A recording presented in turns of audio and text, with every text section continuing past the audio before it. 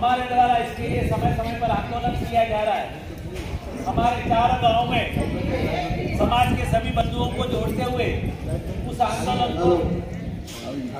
आंदोलन को उत्साही बनाने के लिए हमारे ही पड़ोस के गांव जो कि हमारा पाट गांव कहलाता है नौगामा, वहां से एक ऐसा युवा साथी जिसको हम सभी लोग ज्यादा नहीं जानते और हमें समाज के कार्य में कभी वो आगे दिखते नहीं है, लेकिन पर्दे के पीछे रहकर वो जो इतना बड़ा कार्य कर रहे हैं वो वास्तव में बड़ा आगे कर रही है।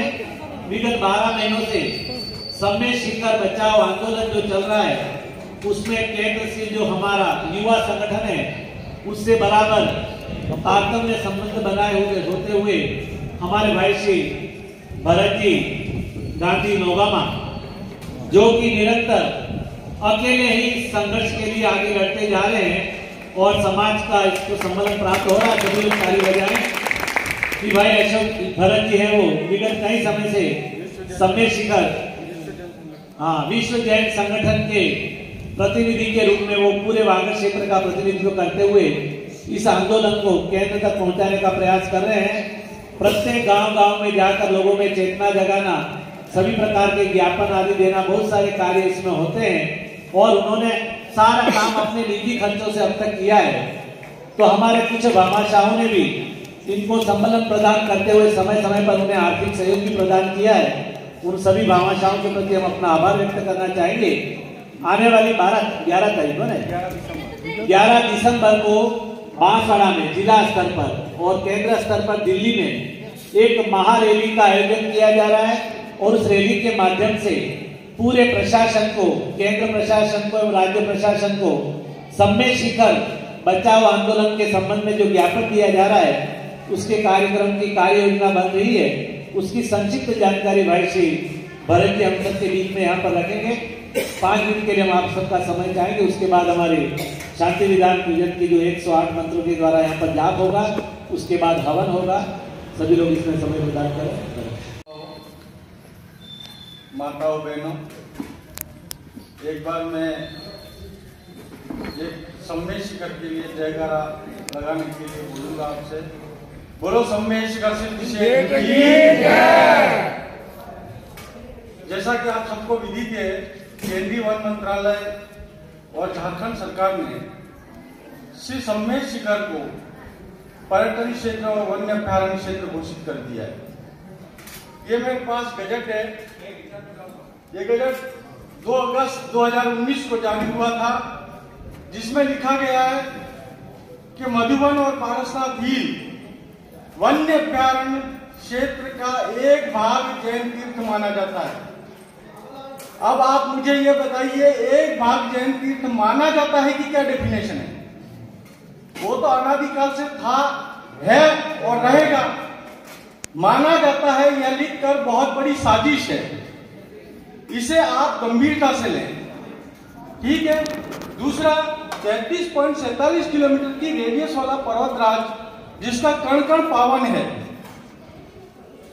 जहां से अनंत सिद्ध परमेश की मोक्ष गए हैं।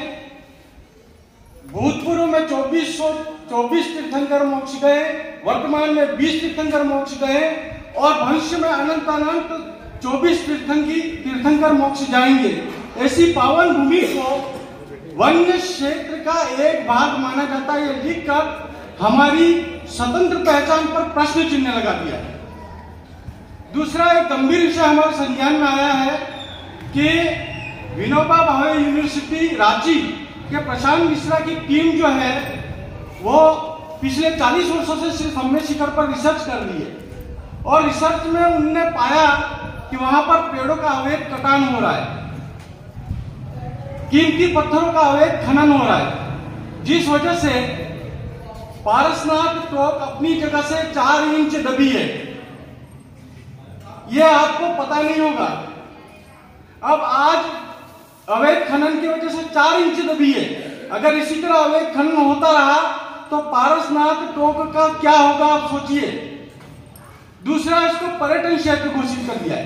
तो पर्यटन क्षेत्र के अंदर ये लोग बढ़ावा देंगे, किसको बढ़ावा दे रहे हैं? इसमें लिखा है साहब कि मछली पालन, मुर्गी पालन, पशुपालन और साथ में बड़े बड़े होटल रिसोर्ट खुलेंगे जहां पर धड़ल्ले से मांस मदिरा बेची जाएगी और सेवन होगा। कल भी अर्थुना, आजना और प्रतापपुर में मीटिंग थी, सभी ने आश्वासन दिया है कि हम ज्यादा से ज्यादा संख्या में पधारेंगे। सम्मेलन शिखर सिर्फ मेरा नहीं है, सम्मेलन शिखर आप सबका है। ये दर्द मैं पिछले 1 साल से लेकर अपने सीने में घूम रहा हूं।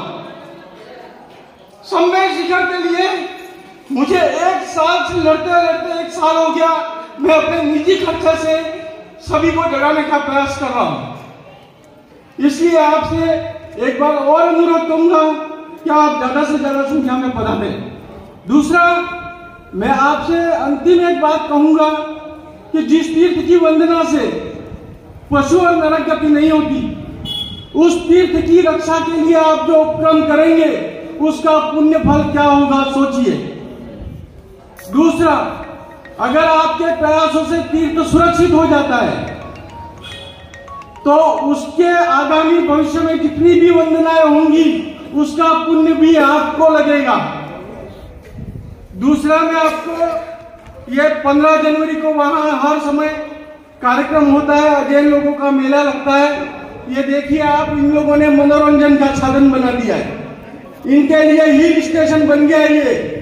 ये कोको पर जूते चप्पल लेके बैठे हैं, वहां पर मांस मदिरा का मांस पकाकर खाया साहब। वहां 15 जनवरी को उन्होंने मदिरा पीकर अश्लील गानों पर नृत्य किया है। दूसरा, ये देखिए आप जूते चप्पल लेके घूम रहे। उसके बाद ये अवैध खनन के फोटो हैं। मैं सारे प्रूफ के साथ बात कर रहा हूं, आपको बगैर किसी प्रूफ के हवा में बातें नहीं कर रहा हूं। इसलिए आप सबसे एक बार लास्ट अंतिम बार अनुरोध करूंगा, आप ज्यादा से ज्यादा संख्या में कुशल बाग मैदान पधारें और रैली को सफल बनाएं। धन्यवाद।